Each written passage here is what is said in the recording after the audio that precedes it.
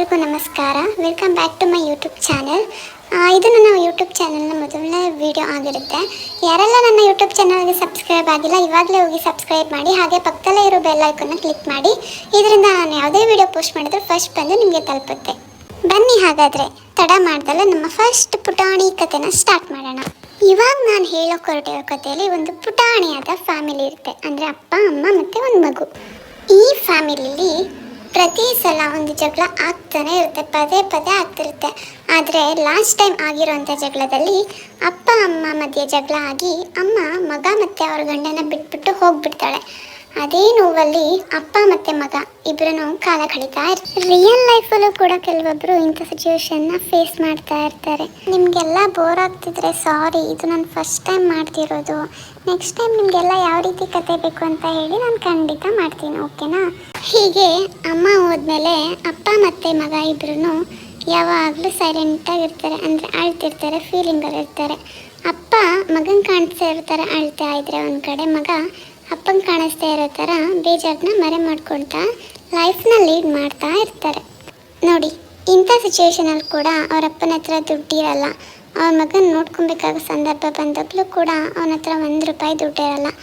ಆದ್ರೂ ಹೇಗೋ ಲೈಫ್ನ ಲೀಡ್ ಮಾಡ್ತಾ ಇರ್ತಾರೆ. ಹೀಗೆ ಮನೆಯಲ್ಲೇ ಇದ್ದರೆ ಅದೇ ನೋವಲ್ಲಿ ಕಾಲ ಕಳಿಬೇಕಾಗತ್ತೆ ಅಂತ ಅಪ್ಪ ಮತ್ತು ಮಗ ಒಂದು ವಾಕ್ನ ಹೋಗ್ತಾರೆ ಹೊರಗಡೆ. ನಮ್ಮ ಲೈಫಲ್ಲೂ ಅಷ್ಟೇ, ನಾವು ಯಾವುದೇ ನೋವಿಂದ ಆಚೆ ಬರಬೇಕು ಅಂತ ಇದ್ರೂ ನಾವು 4 ಗೋಡೆ ಮಧ್ಯೆ ಕೂತ್ಕೊಂಡು ಯೋಚನೆ ಮಾಡೋದ್ರಿಂದ ಏನೂ ಆಗಲ್ಲ. ಅಂದರೆ ಆಚೆ ಹೋಗಿ ಎಲ್ಲರ ಜೊತೆ ಬೆರೆತ್ರೇ ಚೆನ್ನಾಗಿರೋಕ್ಕೆ ಸಾಧ್ಯ, ಆ್ಯಂಡ್ ಆ ವಿಷಯನೂ ಕೂಡ ಅಲ್ಲಿಗೆ ಬಿಡೋದಕ್ಕೆ ಸಾಧ್ಯ. ಹಾಗಾಗಿ ಒಳಗಡೆ ಇರೋದ್ರಿಂದ ಏನು ಯೂಸ್ ಇಲ್ಲ, ಆಚೆ ಹೋಗ್ಬೇಕಾಗತ್ತೆ ಅಂತ ಹೇಳ್ತೀನಿ.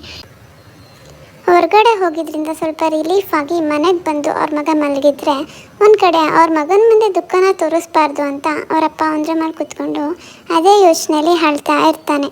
ಅದೆಂಥ ಪರಿಸ್ಥಿತಿನೇ ಇದ್ದರೂ ನಾವು ನೆಕ್ಸ್ಟ್ ನಮ್ಮ ಗೋಲ್ ಕಡೆ ಕಾನ್ಸಂಟ್ರೇಟ್ ಮಾಡಲೇಬೇಕು. ಹಾಗೆಯೇ ಅವ್ರ ಮಗನೂ ಕೂಡ ಆ್ಯಸ್ ಇಟ್ ಈಸ್ ಅವನ ಸ್ಕೂಲ್ಗೆ ಅಂತ ಹೋಗ್ತಾನೆ. ಆದರೆ ಅವನು ಒಂದು ಕಡೆ ಸ್ಕೂಲ್ಗೆ ಹೋದರೆ ಅವರಪ್ಪ ಅವನಿಗೆ ಓದ್ಸೋಕ್ಕೂ ದುಡ್ಡಿರಲ್ಲ ಅಲ್ವ, ಅದಕ್ಕೋಸ್ಕರ ಕಲ್ಲೂರೋದು ಆ ಥರ. ಇವಾಗಿನ ಕಾಲದಲ್ಲೂ ಫಾದರ್ಸ್ ಹಾಗೆ ಅಲ್ವಾ, ಅವ್ರ ಮಕ್ಕಳು ಯಾವುದೇ ರೀತಿ ಕಷ್ಟ ಉಂಟಾಗಬಾರ್ದು ಅಂತ ಯಾವುದೇ ಕೆಲಸ ಬೇಕಾದರೂ ಮಾಡ್ತಾರೆ, ಯಾರ ಮುಂದೆನೂ ತಲೆ ತಗ್ಸೋಕೆ ಬಿಡಲ್ಲ.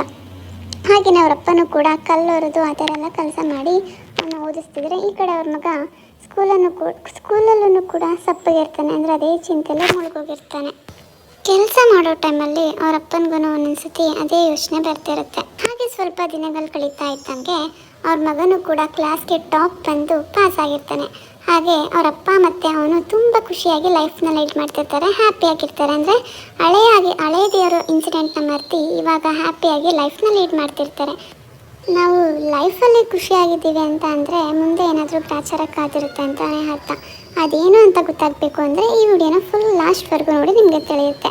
ಹಾಗೆ ಹ್ಯಾಪಿಯಾಗಿರೋ ಟೈಮಲ್ಲಿ ಒಂದು ಸ್ವಲ್ಪ ವರ್ಷಗಳಾದ ನಂತರ ಅವ್ರ ಮಗನೂ ಕೂಡ ಗ್ರ್ಯಾಜುಯೇಟ್ ಆಗಿ ಪಾಸ್ಔಟ್ ಆಗ್ತಾರೆ. ಎಂಥ ಪೇರೆಂಟ್ಸ್ಗೂ ಅವ್ರ ಮಕ್ಕಳು ಮೇಲೋಗೋದನ್ನು ನೋಡಿದ್ರೆ ಹ್ಯಾಪಿಯಾಗಿ ಫೀಲ್ ಮಾಡ್ತಾರೆ. ಹಾಗೆ ಫೋಟೋಸ್ ಎಲ್ಲ ತೆಗೆಸ್ಕೊಂಡು ಅವ್ರ ಮಗ ಒಳ್ಳೆ ಕಂಪನಿಗೆ ಜಾಯ್ನ್ ಆಗಿ ಒಳ್ಳೆ ಕೆಲಸ ಕೂಡ ತಗೊತಾನೆ. ಹೀಗೆ ಇರಬೇಕಾದ್ರೆ ಅವ್ರ ತಂದೆ ರೋಡಲ್ಲಿ ಹೋಗಬೇಕಿದ್ರೆ ಒಂದು ಕಾರ್ ಬಂದು ಅವ್ರ ತಂದೆಗೆ ಗುದ್ದಿಯೋದ್ರಿಂದ ಆಕ್ಸಿಡೆಂಟ್ ಆಗಿ ಸ್ವಲ್ಪ ದಿನಗಳ ನಂತರ ಅವ್ರ ತಂದೆ ಕೂಡ ಹೋಗಿಬಿಡ್ತಾರೆ.